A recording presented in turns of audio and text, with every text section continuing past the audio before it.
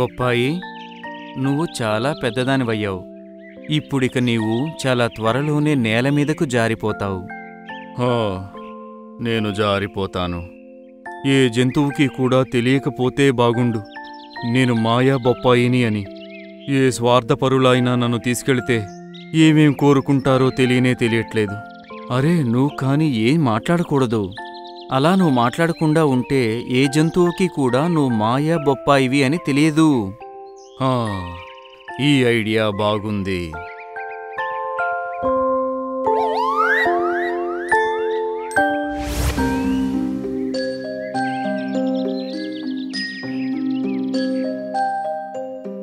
అరే వా, దొరికింది ఈరోజు ఆహారం.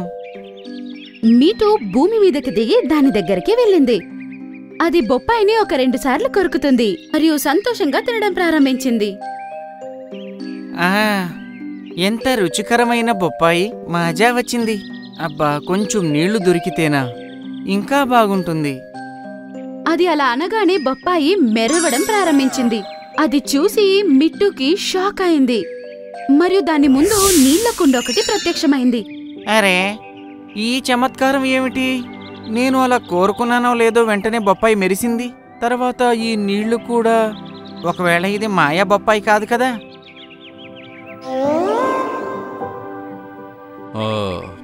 నువ్వు సరిగ్గా గుర్తుపట్టావు. అరే వా, నువ్వు మాట్లాడగలుగుతున్నావు కూడా.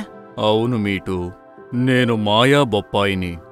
ఏదైనా జంతువు ఒకవేళ నన్ను ఒక బైట్ తిని ఏదైనా కోరుకుంటే నేను వారి యొక్క కోరిక నెరవేరుస్తాను. ఓ అలాగా. కానీ ఒకవేళ నీ దగ్గర తినడానికి అసలు ఏమీ లేకపోతే అప్పుడేం జరుగుతుంది?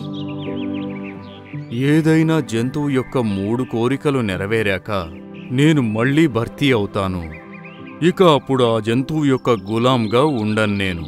అయితే సరే, నా 2వ కోరిక ఏమిటంటే నువ్వు ఎప్పుడూ ఎగురుతూ గాల్లో ఉంటావు. అది అలా అనిన వెంటనే బొప్పాయి గాలిలో ఎగురుతూ ఉంది. నీకు చాలా చాలా ధన్యవాదాలు మిట్టు. ఇప్పుడిక నేను నీతోనే ఉంటాను.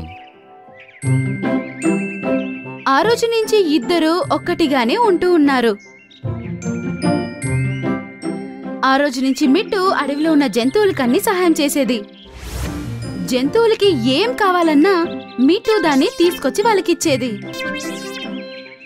ఈ విషయం అడవిలో అందరికీ తెలిసిపోయింది మరియు మీకు అనే గండు పిల్లి వరకు ఆ విషయం చేరుకుంది.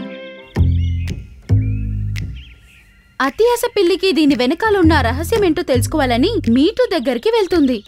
హాయ్ హాయ్, నాకెవరైనా సహాయం చేయండి. ఓయ్ మిట్టు, ఎక్కడున్నావు నువ్వు?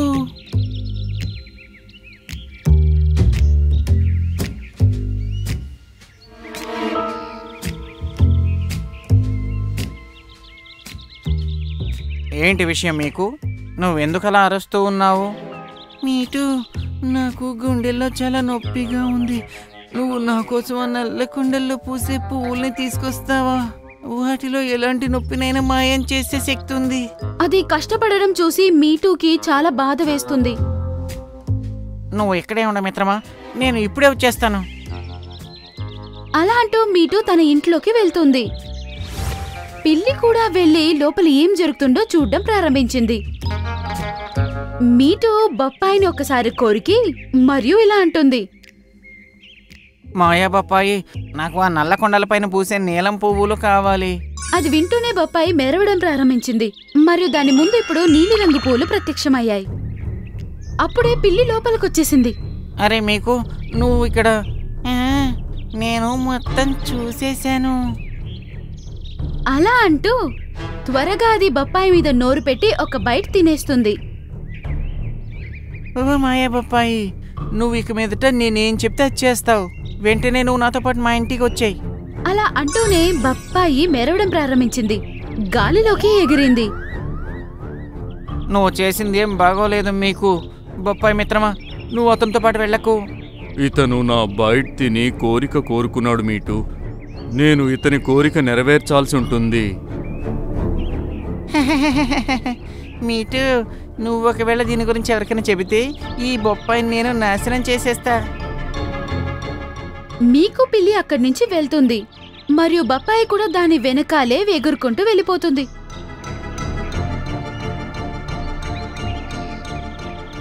తెలియట్లేదే ఈ మీకు ఏం చేస్తుందో ఏమో.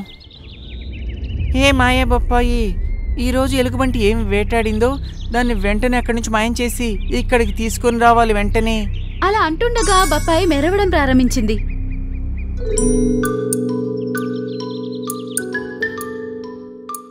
ఈ రోజం చక్కగా వేటలో పెద్ద కుందేలే పడింది.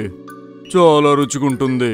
అలా అంటూ ఆ కుందేలుని తినడానికి అది దగ్గరికి వెళ్ళగానే ఆ కుందేలు అక్కడి నుంచి మాయమైపోయింది మరియు మీకు పిల్లికి ముందు ప్రత్యక్షమైంది. అరే వా, ఎంత తాజా మాంసము. అలా అంటూ చిన్ని పిల్లి తినడం ప్రారంభించింది. మరుసటి రోజు మీకు ఇలా అంటుంది. ఏ మాయా బొప్పాయి, ఈరోజు బగీర ఏదైతే వేటాడిందో దాన్ని వెంటనే నా దగ్గరికి తీసుకురా.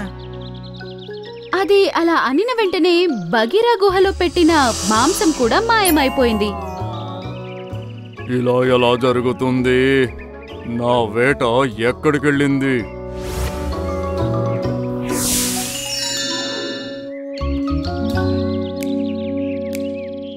వా, ఈ మాంసం అయితే నిన్నటి దానికన్నా రుచిగా ఉంది. అలా అంటూ మజాగా మాంసం తినడం ప్రారంభించింది. మరుసటి రోజు పిల్లి ఇలా ఆలోచిస్తుంది. ఈ రోజు నాకు అనిపిస్తోంది షేర్ ఖాన్ ఏదైతే వేటాడితే దాన్ని తినాలి అని. అలా అంటూ బొప్పాయికి అది ఇలాగా ఆజ్ఞనిచ్చింది. ఆ రోజు షేర్ ఖాన్ గేదెను వేటాడాడు మరియు దాన్ని తన గుహలో పెట్టుకున్నాడు. అప్పుడు సడన్ గా ఆ మాంసం కూడా మాయమైపోయింది. మీకు పిల్లి దగ్గరికి ప్రత్యక్షమైంది. షేర్ ఖాన్ యొక్క ఆహారం దొంగతనమైన విషయం అందరికీ తెలిసిపోతుంది. ఆ రోజు సాయంత్రం షేర్ ఖాన్ అందరినీ సభకు రమ్మని ఆదేశించాడు.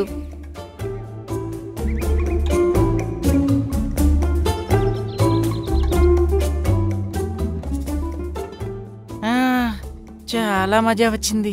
ఈ షేర్ ఖాన్ చేసిన వేట చాలా పెద్దది. రాబోయే చాలా రోజుల వరకు ఇది నిల్వ ఉంటుంది. అలా అంటూ మిక్కు సంతోషంగా పడుకొనుంది. సాయంత్రం వేళ అది లేచిన వెంటనే దాని ముందు మీటు ఉండడం చూసింది. మీటు, నువ్వు ఇక్కడ ఏం చేస్తున్నావు? నేను నా మిత్రుడు బొప్పాయితో మాట్లాడడానికి వచ్చాను. ఇది ఇప్పుడు నాది. నువ్వు దీని గురించి పట్టించుకోవాల్సిన అవసరం ఏమీ లేదు. ఓ మాయా బొప్పాయి, ఈరోజు నువ్వు నా కోసం తాజా తాజా చేపల్ని తీసుకునిరా. మీటు గండు పిల్లి, నీ యొక్క 3 కోరికలు నెరవేరిపోయాయి. ఇప్పుడిక నీ ఆజ్ఞలు నా మీద పని చేయవు. నువ్వు అబద్ధం చెప్తున్నావు. మీటూకైతే నువ్వు లెక్కలేనన్ని కోరికలు తీర్చావు. నాకెందుకు ఇలా చెప్తున్నావు? మీటు ఒక మంచి రామచిలుక. అది ఎప్పుడూ ఇతరుల మంచి కోసం నా సహాయం కోరింది. అందువల్లే నేను దాని యొక్క ప్రతి కోరిక తీర్చాను. కానీ నువ్వొక దుష్ట జంతువువి. నువ్వు నా చేత దొంగతనం చేయించావు.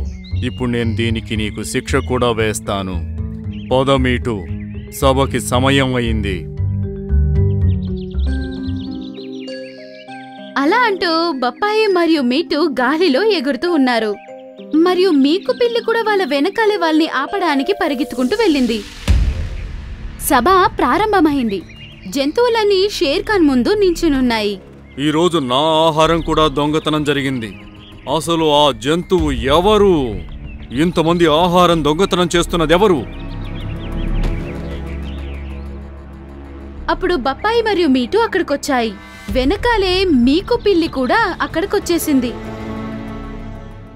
షేర్ ఖాన్, నేను నీకు ఒకటి చెప్పాలి అనుకుంటున్నాను. అరే, ఒక బొప్పాయి ఎలా మాట్లాడుతోంది? షేర్ ఖాన్, నేను ఒక మాయా బొప్పాయిని. ఈ రోజు వరకు ఏవైతే దొంగతనాలు జరిగాయో అవన్నీ కూడా మీకు పిల్లి నాతో దౌర్జన్యంగా చేయించింది. నీకు ఎంత ధైర్యం మీకు గండు పిల్లి? లేదు షేర్ ఖాన్, ఇది అబద్ధం చెప్తుంది. ఒకవేళ నమ్మకం లేకపోతే మీరందరూ ఇతని ఇంటికి వెళ్ళండి. అది విని జంతువులన్నీ దాని ఇంటికి వెళ్ళాయి. అక్కడ షేర్ ఖాన్ ఏం చూశాడంటే అది ఉదయం వేటాడిన జంతు యొక్క మాంసం తన ఇంట్లో ఉంది. ఈ రోజు నుంచి 20 రోజుల పాటు నువ్వు నల్లటి గుహలో బందీగా ఉంటావు.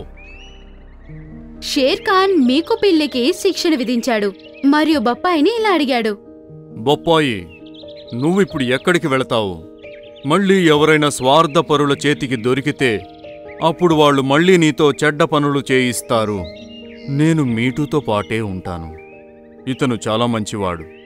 ఎల్లప్పుడూ ఇతనితో పాటే ఉండాలనుకుంటున్నాను. అది విని మీటు చాలా సంతోషించింది. పదే బొప్పాయి, ఇప్పుడు నువ్వు నాతో పాటు రా.